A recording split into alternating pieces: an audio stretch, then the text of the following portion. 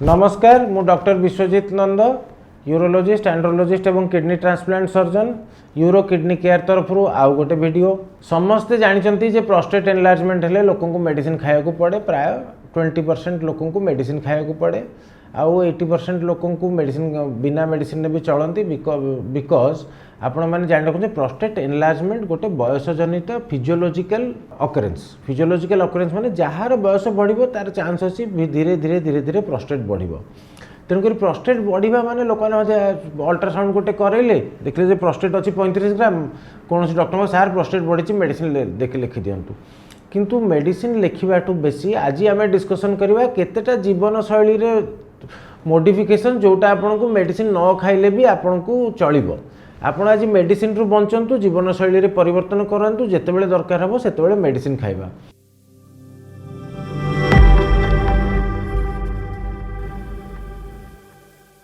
आमे जीवन शैली रे परिवर्तन को तीनोटी उपाय रे विभक्त करवा। प्रथम है तरल पदार्थ, तापर है माने हमर खाद्य, तापर है हमर निशा द्रव्य, तीनटा जिनस विभक्त करा। प्रथम तरल पदार्थ आम प्रथम जानिए प्रोस्टेटर लक्षण गुड़ा कौन।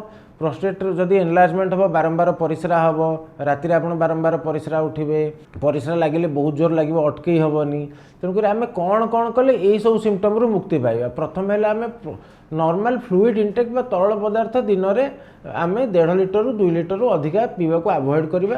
जदि आम केतबेले खरारे बुलिले आमको लगे डिहाइड्रेशन बहुत होची ताहले आम तरल पदार्थ इनक्रीज कर परिबा।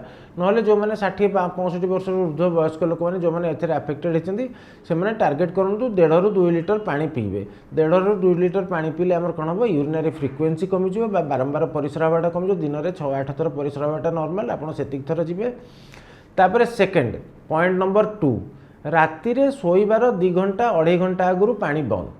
आपण को एमती भी तो आम नॉर्मली कहूचे जे राति 8टा 8:30 बेलू खाई 10टा बेलू डिनर ना संध्या 6टा बेलू डिनर तेणुक आम जितेबाला डिनर कले से जी दरकार से पानी पीले तापर आ पानी पीवा ना। ए द्वारा कौन हम ना राति जो आप बारंबार परिश्रा उठुले सीटा आप परिश्रा उठा जीवेनि। पॉइंट नंबर 3 है राति रे शोइबा पूर्व नॉर्मली लोक मैंने कौन करती शोथे टीवी देखुए भितर टे निद हो पुणी राति 2 थर उठे ना शोइबा पूर्व आप परिश्रा जीवे मूत्र त्याग करेंगे तापर शोइबा को जीवे।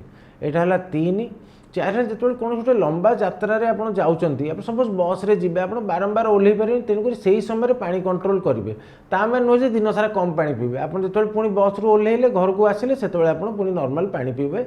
यहाँ है आमर 4 यही 4टा जिनस आम तरल पदार्थ उपर आमर रहा। तापर आम बर्तमान खाद्य जावा।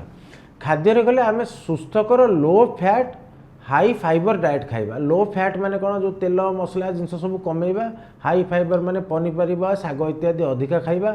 एटा द्वारा कौन एटा द्वारा आम डेफिनेटली नॉर्मल सब रोग उपर यार गुड इफेक्ट अच्छी।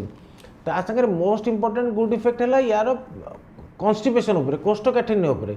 जदि कोष्ठकाठिन्य आमर नहला ताले प्रोस्टेट समस्या बा मूत्रजनित समस्या मध्य कमिजिव। तापर सेकेंड है आपने रेड मीट जमती कि मटन चिकेन। द्वितीय है मिल्क प्रोडक्ट्स जमती कि क्षीर मैंने मेनली क्षीर दही छेना टी खाईपर मेनली क्षीर लुण सल्ट इंटेक से सब डेफिनेटली कम करेंगे और रिफाइंड ऑयल जिते कम यूज करेंगे सेते भल। एत द्वारा कौन आपन को नॉर्मली कौन जितेबाला आमर नॉर्मली मेटाबॉलिक सिंड्रोम है सब जिन खाइले आमर एमती मेदबहुलता बढ़िबो। एमती आमर स्टडीज रे देखा जाइए जो मैंने मेदबहुल तांकर यदि प्रोस्टेट 35 ग्राम थी जी सिम्टोमेटिक जो मैंने पतला लोक से प्रोस्टेट 35 ग्राम थे से लेस सिम्टोमेटिक लक्षण सब कम देखा। तापर थर्ड है आम फास्ट फूड इत्यादि परित्याग करिया। फास्ट फूड मोस्टली से बहुत अमाउंट सल्ट थाए बहुत अमाउंट ऑयल थाए तो से सल्ट एंड ऑयल जदि आम सल्ट अधिका इंटेक करवा से परिश्रा रे जीव से सल्टा परिश्रा रे गले एमती तो आमर बीपी बढ़ेबो से अलग कथा आमको बारंबार यूरिन लगे यूरिनरी सिम्पटम्स हम एतिक है आमर खाद्य। तापर नेक्स्ट है आमर निशा जातीय द्रव्य जी चा कॉफी एवं मद एवं सिगरेट निकोटिन जातीय द्रव्य। आप चा जदि दिन में 4 थर पीछे 2 थर करूँ किए जदि स्मोकर अच्छा स्मोकिंग बंद करूँ, किए जदि अल्कोहल रेगुलाली नौकरी बंद करूँ, एवं कॉफी जदि बारंबार पीछे बंद करूँ। एतिकी जदि आप करेंगे, आप 3 दिन करके देखूँ, चतुर्थ दिन आप सिम्पटम्स कमी जाए। जदि आप चा अधिका पीछे, कॉफी अधिका पीछे, मद पीछे, सिगरेट 3 दिन बंद करके देखिए, चतुर्थ दिन आप दिन में 10 थर परिश्रा जाते 6 थर जी। जदि दौड़ बाथरूम जाए पहुँची पार ना बाथरूम जाए पहुँची पारे। Definitely you will have improvement in 3 days जदि आप सब निशा द्रव्य परित्याग करेंगे, किंबा जदि किए चा कॉफी पीछे कंट्रोल करूँ, जिते कम पी पारे सेते भल। आउ केते जण लोक नॉर्मली गोलमरीच, लंका, मसला ये सब जिनस खाइले भी तांकर अधिका अधिका परिमाण में बारंबार परिश्रा हुए।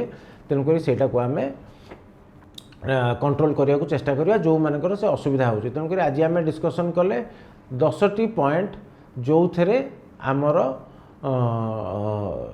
जदि से आम से भाया लाइफस्टाइल को आम अवलंबन करवा ताहले आम प्रोस्टेट जनित लक्षण गुड़िक सब कमिजिव एवं मेडिसिन रिक्वायरमेंट आपन को कम रही। कही विदाय नौची। नमस्कार।